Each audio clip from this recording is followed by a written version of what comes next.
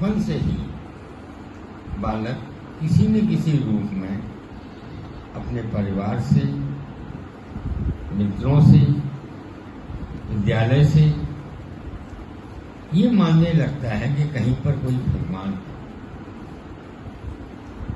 अब दिक्कत ये है,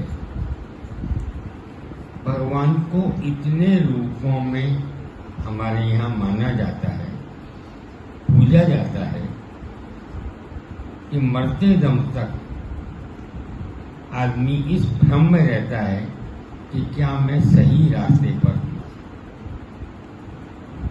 क्या ये जो मैं कर रहा हूँ इसका मुझे वास्तविक कुछ लाभ होगा, अन्यथा नहीं। वो ये भी नहीं जानता कि वास्तव में कोई परमात्मा उसको मिलेगा इस जन्म में या नहीं मिलेगा।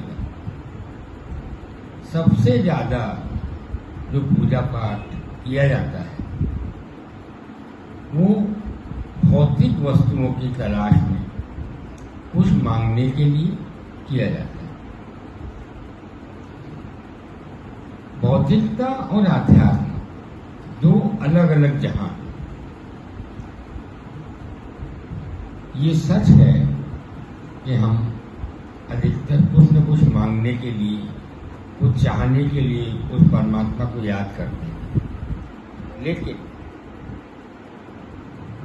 असली फायदा या जीवन की सार्थकता तभी होती है जब हम बिना कुछ मांगे उस पर अपने आप को छोड़ दें कि हम आपकी शरण में हैं, अब आप जैसे चाहें वैसे हमें रखिए, जो दें बहुत अच्छी बात है, न दें और भी अच्छी बात है।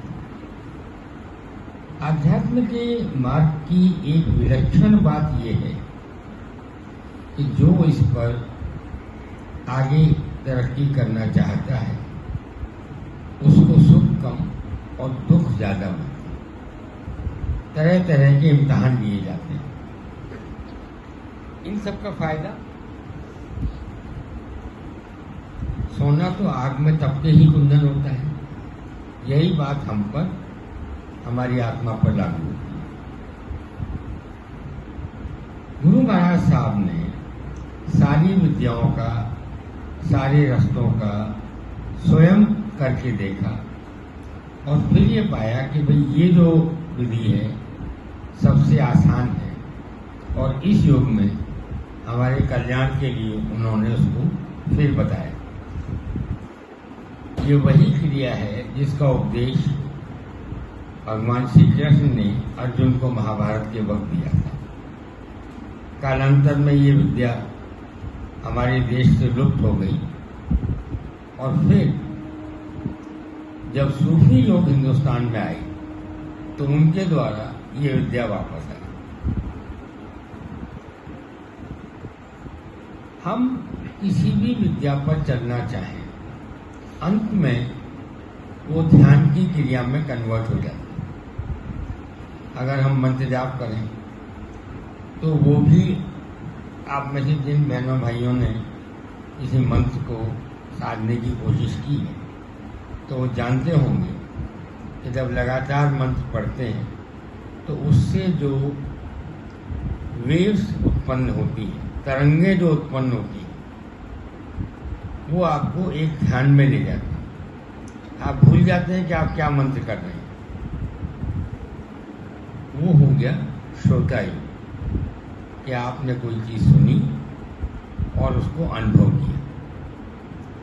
गुरु महाराज साहब की जो क्रिया है ये दृष्टा योग,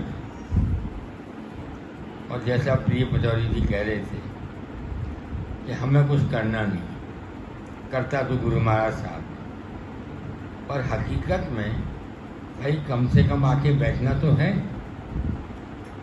इस ध्यान की क्रिया को शुरू तो करना है, ये तो करना ही करना है। और फिर आगे क्या वो दिखाते हैं हमें वो देखते रहना है। हमारा मन बीच में भटक जाएगा, विचार कहीं और चला जाएगा। जब ये ख्याल आ जाए कि अरे मैं तो इस ध्यान में था। तो मन को प्यार से वापस ले आइए, उसी ध्यान पे आ जाइए। ऐसा मन में कोई ग्लानि या